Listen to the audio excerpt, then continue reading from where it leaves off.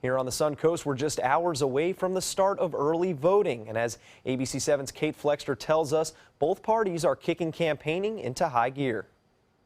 The Supervisor of Elections building here in Sarasota is just one of 7 locations in the county, along with 5 locations in Manatee County where you can cast that early vote.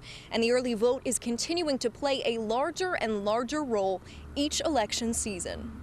The race to Election Day is on as the finish line fast approaches. At Sarasota's Democratic Party, volunteers call potential voters, some even going door to door. Every vote counts always, but this time it's really important not to miss anybody, so we are going to the doors of people who may not vote all the time. At the Republican Party, a similar story. Hi, Dorothy. This is Mike. I'm calling from the Republican Party headquarters in Florida. Volunteers calling voters in an effort to get out the vote. We're targeting all 122,000 of our registered Republican voters in Sarasota County. Well, I think a lot of people don't realize that early voting begins tomorrow. And each year those efforts start earlier and earlier as more and more people turn to alternative methods of casting their vote. That means absentee ballots, vote by mail, and starting Monday in Florida, early voting. There are so many people early voting that it's just as exciting to be in that line and know you voted and that your vote's going to count than take that chance that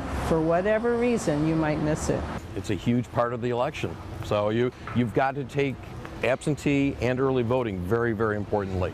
Pew Research reports that 36% of voters in the last presidential election voted in some way other than going to a traditional polling place on Election Day. And that percentage is expected to go up even more this year. It's a gigantic deal, and it has changed the nature of elections in the United States. New College political science professor Keith Fitzgerald says the new emphasis on alternative voting methods is forcing parties to change their strategies and amp up campaigning early on. I think it's the margin of victory in a lot of campaigns. If you can be very effective at figuring out who's voting when, that makes you effective at talking to people directly. And in a close campaign, the campaign that does that well wins.